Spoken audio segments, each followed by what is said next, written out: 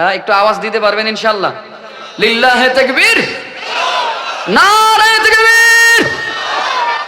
এইখান থেকে অল্প কয়েকটা আওয়াজ আসছে, আর এই পাশ থেকে আসেই নেই। একটু রাগটাগ আছেন? খেয়ে আসছেন আপনারা না? তাহলে আরেকটু পরীক্ষাটা এবার একটু করে নেই, দেখি কতটুকু খাইছেন আপনারা। নিব, পরীক্ষা নিব। তাহলে একটু ভাগ করে দিলাম, এই যে খুঁটির এই পাশ আর খুঁটির এই পাশ। আজকে দেখবো কাদের ইমানি জজবা বেশি, কাদের ইমানি পাওয়ার বেশি। খুঁটির এই পাশের আওয়াজ বেশি না এই পাশের আওয়াজ বেশি? পরীক্ষা দিবেন একটু। হ্যাঁ, আমি নারায়ে তাকবীর বলবো, আল্লাহু আকবার বলবেন। আগে কারা? এই পাশ না এই পাশ? এই পাশ আগে। রেডি আছেন ইনশাআল্লাহ? নারায়ে তাকবীর, মারহাবা। এই পাশের লোকজন কি ঠকবেন না জিতবেন? জিতবেন ইনশাআল্লাহ। ওই আমার বাবা শুরুতেই বলে ফেলছে জিতবেন ইনশাআল্লাহ, মুরব্বী মানুষ, আমার বাবার বয়সে মানুষ। রেডি আছেন তো ইনশাআল্লাহ? নারায়ে তাকবীর, মাশাআল্লাহ। এবার কারা জিতছেন কারা ঠকছেন আপনারা বিচার করে নিয়েন, আমি বিচার করব না, জানাবো না। তবে এবার এই পাশ বুঝি না এই পাশ বুঝি না, একটু আওয়াজ দিবেন। আমার কথাগুলো যদি ঠিকঠাক হয়, ঠিক বেঠিক হয়ে থাকে, একটু আওয়াজ দিতে হবে।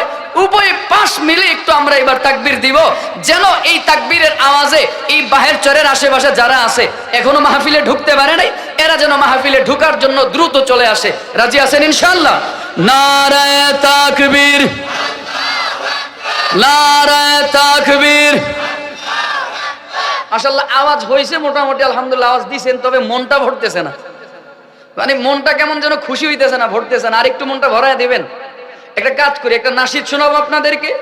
আমার নাশিদের কথাগুলো যদি ঠিক হয়ে থাকে, যদি মিলে থাকে, বাস্তবমুখী হয়, ঠিক বেঠিকের আওয়াজ দিবেন, তাহলে বুঝবো। ঠিকের আওয়াজ শুনে যদি মনে হয় যে না আপনারা বলছেন, যদি মন ভরে, তাহলে সামনে ওয়াজের দিকে যাব। রাজি আছেন ইনশাআল্লাহ? কোথা থেকে কোন ভিনদেশী শকুন আমার দেশে এসে সেবার নামে বসলো জুড়ে আওয়ামী লীগের বেশে। কোথা থেকে কোন ভিনদেশী শকুন আমার দেশে এসে সেবার নামে বসলো জুড়ে আওয়ামী লীগের বেশে। ওদের করতে নাস্তা নাবুদ। আপনারা রাগ করছেন না? আবার রাগ করেন নাই তো? রাগ করবেন না তো? কোনো ভয় আছে? টেনশন আছে? এই বাংলাদেশ কোরআনের বাংলাদেশ। একটু আসতে বলেন। এই বাংলাদেশ কোরআনের বাংলাদেশ। 2024-এর স্বাধীনতার পরে আমরা স্পষ্ট জানায় দিতে চাই, এই বাংলার জমিন হচ্ছে কোরআনের বাংলাদেশ। 2024-এর বাংলাদেশ হচ্ছে ইসলামের বাংলাদেশ। 2024-এর বাংলাদেশ থেকে আমরা বলতে চাই, 2024-এর পর থেকে জানাই দিতে চাই, এই বাংলাদেশ হবে রাসূলের আদর্শের বাংলাদেশ। এই বাংলাদেশের মধ্যে কোনো রামবাম ঠাঁই হবে না।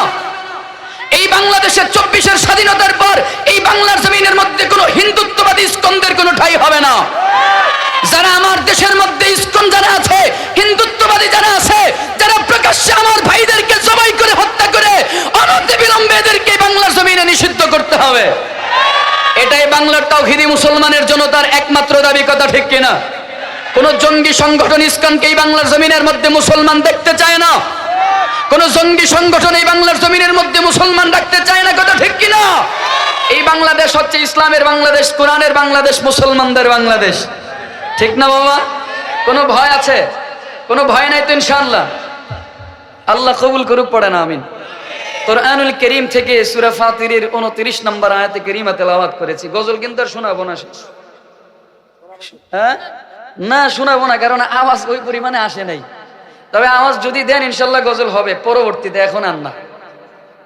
ওই আমার বাজানকে এখনো মাঝে মাঝে শুনবে, ঠিক আছে ইনশাল্লাহ? আমার বাজানের কথা থাকবে, তবে এখন না, আলোচনা শেষ।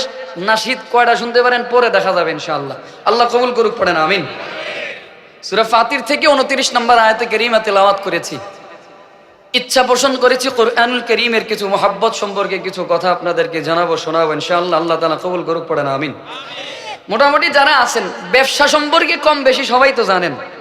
হ্যাঁ, আচ্ছা বলেন, হালাল পন্থায় যারা ব্যবসা করে, হালাল পন্থায়, হারাম পন্থায় নয়, হালাল পন্থায় যারা ব্যবসা করে, এরা কি কেউ কখনো গ্যারান্টি দিতে পারবে যে আমার ব্যবসার মধ্যে 100% লাভ হবেই হবে? এরকম কথা কেউ বলতে পারবেন? হ্যাঁ, যারা হালাল পন্থায় যারা ব্যবসা করে এরা বলতে পারবেন। হ্যাঁ, এতটুকু বলতে পারবে যে আমার ব্যবসায় লাভ হওয়ার সম্ভাবনার পার্সেন্টেজ বেশি, লস হওয়ার সম্ভাবনার পার্সেন্টেজ কম, এতটুকু বলা যাবে। হ্যাঁ, তারা বলতে পারবে যারা অবৈধ পন্থায় ব্যবসা করে, হারাম পন্থায় যারা ব্যবসা করে। বলেন, সুদের ব্যবসায় লাভ আছে না নাই? চুরির ব্যবসায় লাভ আছে না নাই? ব্যবসার মধ্যে একটু ধোঁকাবাজি করলে লাভ আছে না নাই? কিন্তু আমরা ধোঁকাবাজি ব্যবসা করতে চাই না, কারণ হালাল পন্থার ব্যবসার ভিতরে কোনো বরকত নাই। এবার আজকে আপনাদেরকে ব্যবসা শিখাবো, আমি নই, আল্লাহ পাক রব্বুল আলামিন কোরআনুল কারীমের মধ্যে ব্যবসা শিখাচ্ছেন। চলেন আল্লাহ তাআলার সেই কথাগুলোই আপনাদেরকে শোনাই। সূরা ফাতিরের 29 নম্বর আয়াতের মধ্যে আল্লাহ তাআলা কিছু কাজ দিয়েছেন, কিছু কর্ম দিয়েছেন। বলে বান্দা যদি এই কাজগুলো সম্পাদন করতে পারে, বান্দা যদি এই কাজগুলো সম্পাদন করতে পারে, কর্মগুলো সম্পাদন করতে পারে, তো এই কাজগুলো সম্পাদন করার দ্বারা আমি আল্লাহর সাথে বান্দা এমন এক ব্যবসার আশা করে, আল্লাহ বলেন তিজারাতান লান তাবুর, তিজারা মানে ব্যবসা, বলে যেই ব্যবসার মধ্যে কোনো লস নাই, কোনো ক্ষতি নাই, কোনো ধ্বংস নাই। আওয়াজ করে বলেন আল্লাহু আকবার। চলেন সেই কাজগুলো কি, এগুলো সম্পর্কে একটু টুকটাক আলোচনা শুনবেন ইনশাআল্লাহ। আল্লাহ পাক রব্বুল আলামিন বলেন ইন্নাল্লাযীনা ইয়াতলুনা কিতাবাল্লাহ ইন্নাল্লাযীনা ইয়াতলুনা কিতাবাল্লাহ ওয়া আকামুস সালাহ ওয়া আনফাকু মিম্মা রাযাকনাহুম। মুফাসসিরিনে কেরামগণ এই আয়াতে কারিমার মধ্যে তিনটা কাজ দিয়েছেন, তিনটা কর্ম দিয়েছেন, তিনটা কাজের কথা বলেন। মুফাসসিরিনে কেরামগণ বলেন এই আয়াতের মধ্যে তিনটা কাজ পাওয়া যায়, এই আয়াতে কারিমার মধ্যে তিনটা কর্ম পাওয়া যায়। বলে এই তিনটা কাজ সম্পাদন করার মাধ্যমে আল্লাহ তাআলার সাথে বান্দার ব্যবসা করবে। এই তিনটা কর্ম সম্পাদনের মাধ্যমে বান্দা আল্লাহর সাথে এমন এক ব্যবসার আশা করে। আল্লাহ তাআলা বলেন সিররাও ওয়া আলানিয়াতান ইয়ারজুনা তিজারাতান লান তাবুর, বলে এমন ব্যবসা করবে যেই ব্যবসার মধ্যে কোনো লস নাই, যেই ব্যবসার মধ্যে কোনো ক্ষতি নাই। ওই কাজগুলো কি, সেই তিনটা কর্ম কি, ভালো করে একটু বোঝার চেষ্টা করবেন। আল্লাহ তাআলা বলেন প্রথম নাম্বার কাজ ইন্নাল্লাযীনা ইয়াতলুনা কিতাবাল্লাহ, প্রথম নাম্বার কাজ হলো আল্লাহ তাআলার কোরআনুল কারীমের তিলাওয়াত, আল্লাহর কিতাবের তিলাওয়াত।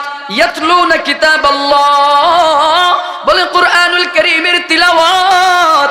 দুই নাম্বার কাজ হলো ওয়া আকামুস সালাহ, নামাজ কায়েম করা, নামাজ কায়েম করা দ্বিতীয় নাম্বার কাজ। বলে তারপরে তিন নাম্বার কাজ হলো ওয়া আনফাকু মিম্মা রাযাকনাহুম, বলে আল্লাহ তাআলা তোমাদেরকে যা রিজিক দিয়েছেন ওই রিজিক থেকে আল্লাহর রাস্তায় খরচ করা, আল্লাহর রাস্তায় ব্যয় করা। বলে এই তিনটা কাজ যারা সম্পাদন করতে পারবে, বলে এই তিন কাজের বিনিময়ে আল্লাহ তাআলা তার আমলনামায় আল্লাহ তাআলা বান্দার সাথে এমন এক ব্যবসার আশা করে যে ব্যবসার মধ্যে তিজারাতান লান তাবুর, নাই কোনো ধ্বংস নাই, নাই কোনো ক্ষতি নাই।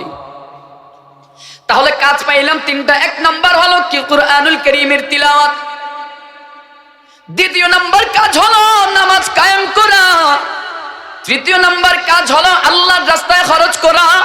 বলে এই তিনটা কাজ সম্পাদন করতে হবে, তিনটা কাজের বিনিময়ে আল্লাহ ব্যবসা করবেন। এবার আসেন প্রথম নাম্বার কাজের ব্যাপারে একটু আলোকপাত করা যাক।